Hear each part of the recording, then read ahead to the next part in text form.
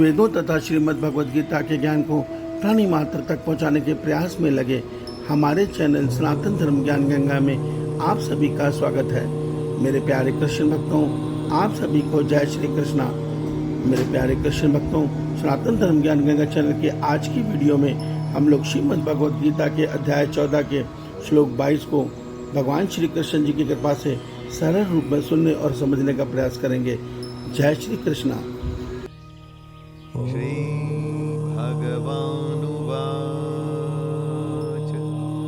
प्रकाशं च प्रवृत्तिं च मोहमेव च पाण्डव न द्वेष्टि सम्प्रवृत्तानि न निवृत्तानि काङ्क्षते। मेरे प्यारे कृष्ण भक्तों, श्रीमद् भगवद गीता के अध्याय 14 में भगवान श्री कृष्ण जी ने अर्जुन को अभी तक अपनी माया के तीनों गुणों के प्रभाव के विषय में बताया कि ये माया किस प्रकार मनुष्य के अंतःकरण में, उसके कारण शरीर में उसका स्वभाव बनकर मनुष्य को अपने गुणों के अनुसार नचाती है।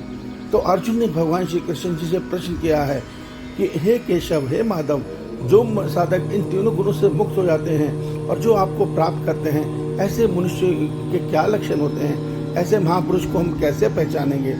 उसके जवाब में आज अध्याय 14 के श्लोक 22 में भगवान श्री कृष्ण जी अर्जुन को बता रहे हैं कि हे अर्जुन, जो गुणातीत पुरुष अर्थात जो तीनों गुणों से मुक्त पुरुष है, जिसे गुणातीत कहते हैं, ऐसा पुरुष में जब सत्व गुण के कारण उसके मन बुद्धि में ज्ञान का प्रकाश आता है तो वो उससे मोहित नहीं होता, अर्थात अहंकार रहित रहता है।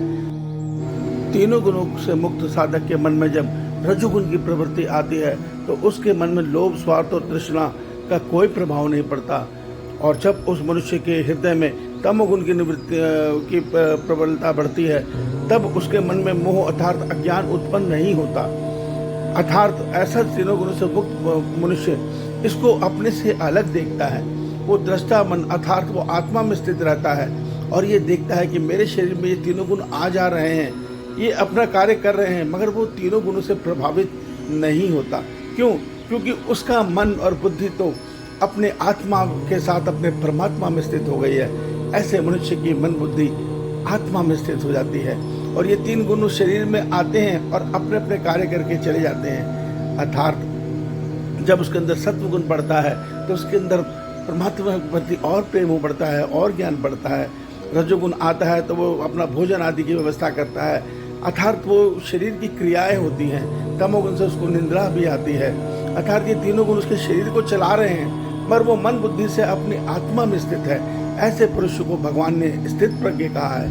अर्थात ये तीनों गुण उसके लिए केवल एक क्रिया मात्र रह जाते हैं। वो ये देखता है कि परमात्मा की त्रिगुणमयी माया केवल इस शरीर को संचालित कर रही है, मैं इनसे परे आत्मा रूप में इस शरीर को केवल ऊर्जा, चेतन ऊर्जा दे रहा हूँ। इसी को दृष्टा भाव कहते हैं। और वो इन गुणों के से जो शरीर में प्रभाव आ रहा है, अर्थात तमोगुण से चाहे शायद क्रोध का भी उत्पन्न हो सकता है, मगर उसमें नहीं होता, क्योंकि वो ये देखता है कि तमोगुण आया, मुझे निंद्रा आ रही है, मेरे अंदर ये विकार आ रहा है, मेरे शरीर को आ रहा है, मुझे नहीं आ रहा, उससे कोई प्रभावित नहीं होता।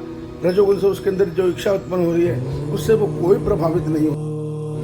सत्वगुण के कारण जो उसके मन में संसार के भिन्न भिन्न प्रकार के ज्ञान की वृत्तियां, जानकारियां उत्पन्न हो रही हैं, वो उसके लिए व्यर्थ है, क्योंकि वो ज्ञान की चरम सीमा अर्थात परमपिता परमेश्वर में स्थित हो चुका है। जहाँ पहुँचने के बाद कुछ और जानना बाकी नहीं रहता, जहाँ पहुँचने के बाद कुछ और करना बाकी नहीं रहता।